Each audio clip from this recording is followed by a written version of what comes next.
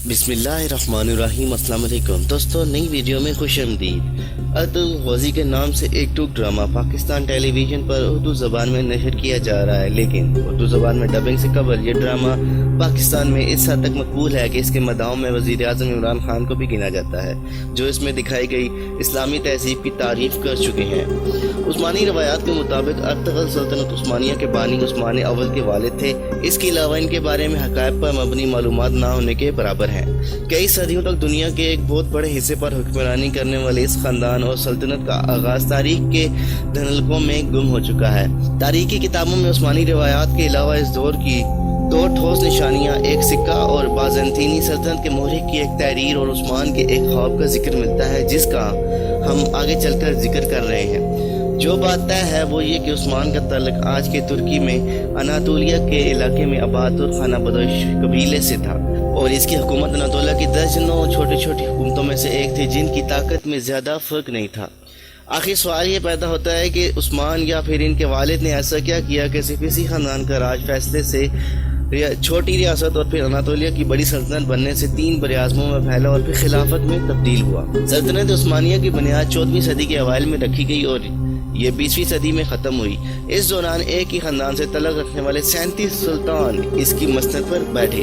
ایک مورخ کے مطابق کسی خاندان کا مسلسل اتنی دیر تک حکومت کرنا معجزے سے کم نہیں ہے۔ عثمانیوں کی کامیابیوں کی وجوہات کچھ بھی ہوں، لیکن ان کی اناطولیوں میں اپنے ہمسایوں کے ساتھ 2 صدیوں پر پھیلی ہوئی لڑائی انتہائی سخت تھی۔ مورخ سٹینفورڈ جیشا اپنی کتاب سلطنت عثمانیہ کی تاریخ و جدید ترکی میں اس روایت کا ذکر کرتے ہوئے لکھتے ہیں کہ سلطنت عثمانیہ کی شروعات تاریخ کے طالب علموں کے لیے ہمیشہ سے اہم سوال رہا ہے، لیکن اس دور کے ذرائع کی کمی اور بعد کے ادوار میں لکھی گئی روایات میں تضاد کی وجہ سے پوری یقین سے کچھ کہنا بہت ہی مشکل ہے۔ انہوں نے اس مشہور روایت کو بیان کرتے ہوئے لکھا کہ عثمانیوں کا جد امجد سلمان شاہ تھے، جو کائی قبیلے کے سردار تھے اور 12ویں صدی کے آخر میں شمالی ایران کے ایک علاقے میں آباد رہے۔ روایت کے مطابق منگول حملوں کے پیش نظر دیگر بہت سے ترک قبائل کی طرح یہ قبیلہ بھی غلامی اور تباہی سے بچنے کے لیے نئے علاقوں کی طرف روانہ ہوا، اور جیشا کے مطابق خیال ہے کہ سلیمان شاہ شام میں داخل ہوتے ہوئے دریائے فرات میں ڈوب گئے اور اس کے بعد ان کے 2 بیٹے واپس چلے گئے، جبکہ ارتغرل نے مغرب کی طرف اپنا سفر جاری رکھا اور اناطولیہ کے علاقے میں داخل ہو گئے، جہاں سلجوق حکمرانوں نے ان کی مدد کے بدلے انہیں اناطولیہ کے مغربی علاقے میں زمین دے دی۔ جیشا کی کتاب میں درج اس روایت کے مطابق ارتغرل 1280 میں چل بسے اور قبیلے کی قیادت ان کے بیٹے عثمان کو مل گئی۔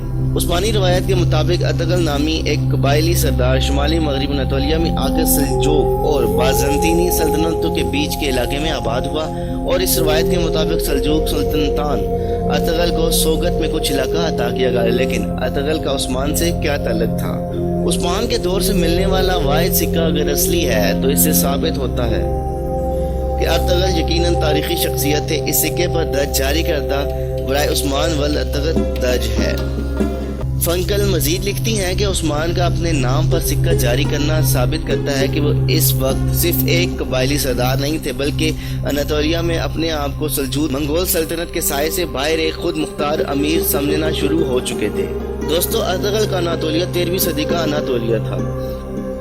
جس اناطولیہ میں یہ ترک قبائل پہنچے تھے، وہاں بہت عرصے سے کئی نسلوں اور مذاہب کے لوگ آباد تھے، جن میں یہودی، آرمینائی، کرد، یونانی اور عرب شامل ہیں۔ اس علاقے میں مغرب میں ماضی کے مقابلے میں بہت کمزور بازنطینی سلطنت تھی، جس کا اختیار اچھے دنوں میں اناطولیہ سے ہوا شام تک تھا، اور مشرق میں سلجوق جو اپنے آپ کو رومی سلجوق کہتے تھے۔ 13ویں صدی کے وقت سے منگولیوں کے ہاتھوں شکست سے سلجوقوں کو کمزور کر دیا اور وہ منگولوں کو نذرانے دینے پر مجبور ہو گئے تھے۔ ماضی کی 2 طاقتور حکومتوں کا اختیار ان کی سرحدوں کے درمیان واقع غیر یقینی صورتحال کے اس علاقے میں نہ ہونے کے برابر تھا، لیکن یہ صرف جنگجوؤں کی اماجگاہ نہیں تھا۔ مہم جوئی کرنے والوں کے علاوہ یہاں وہ لوگ بھی تھے جن کے پاس جانے کے لیے کوئی اور جگہ نہیں تھی۔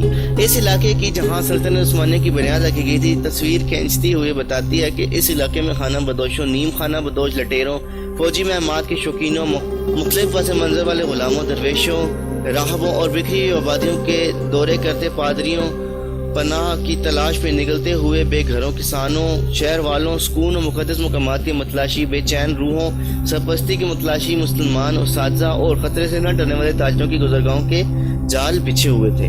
اس بد انتظامی والے علاقے کی خاص بات مسلمان درویشوں کی موجودگی تھی۔ مسیحی राहबों की तरह वो भी हर वक्त सफ़र में रहते या फिर अपने पैरोकारों के दरमियान क़याम करते और इनकी ज़िंदगी रिवायत का हिस्सा बन गई थी। सोगत के इलाके में अर्तुगरुल के नाम की एक छोटी सी मस्जिद और एक मज़ार है, जिसके बारे में कहा जाता है कि वो अर्तुगरुल के बेटे ने इनके लिए बनाई और फिर जिसमें उस्मान के बेटे अरफान ने इजाफा किया। इस मस्जिद और मज़ार में इतनी बार काम हुआ कि इसकी पहली तामीर से कोई निशानी नहीं बची, इसलिए किसी इमारत के बारे में पूरे एतबार से नहीं कहा जा सकता कि उस्मान के दौर की है। उन्होंने मज़ीद लिखा कि 13वीं सदी के आखिर में सुल्तान अब्दुल हमीद दोम ने कमज़ोर होती हुई सल्तनत की साख बेहतर करने के लिए अपने आबा-ओ-अजदाद की शोहरत का सहारा लेने की कोशिश की और सोगत में अर्तुगरुल का मज़ार असर-ए-नौ तामीर किया और उस्मानी शहीदों का एक कब्रिस्तान बनाया। दोस्तों, एक सवाल ये पैदा होता है कि अर्तुगरुल की ज़िंदगी पर ही टीवी ड्रामा क्यों बनाया गया। अमेरिकन यूनिवर्सिटी ऑफ बेरूत के माहिर बशरियात जोश कार्नी ने मिडल ईस्टर्न रिव्यू में इशाया होने वाले एक मजमून में सवाल उठाया था कि तुर्क हुकूमत ने कई मशहूर किरदारों को छोड़कर आखिर अर्तुगरुल का ही इंतखाब क्यों किया। जोश कार्नी कहते हैं कि सल्तनत उस्मानिया में सुल्तान सुलेमान 1520 से 1566 और अब्दुल हमीद दोम 1876 से 1909 की शोहरत अर्तुगरुल से बहुत ज़्यादा है, लेकिन अर्तुगरुल पर टीवी सीरियल बनाना बगैर किसी वजह के नहीं है। तुर्क टीवी चैनल TRT की दुनिया भर में इंतहाई कामयाब सीरीज अर्तुगरुल इनके काई कबीले की अनातोलिया में मुख्तलिफ दुश्मनों से लड़ते हुए पेशरफ पर मबनी है। नतीजतन जब तारीखी किरदार अर्तुगरुल के बारे में बहुत कम लोग जानते हैं, TRT की किरदार तुर्की में और तुर्की से बाहर मकबूल है और लोग इससे प्यार करते हैं। सन 2018 में लिखे गए इस मजमून में कार्नी कहते हैं कि इस सीरीज के कई पहलू तुर्की में होने वाले आईनी रेफरेंडम के इश्तिहारों में वाज़ेह थे, जिससे कोई शक नहीं रहता कि तारीख और पॉपुलर कल्चर को सियासी फ़ायदे के लिए इकट्ठा कर दिया गया है।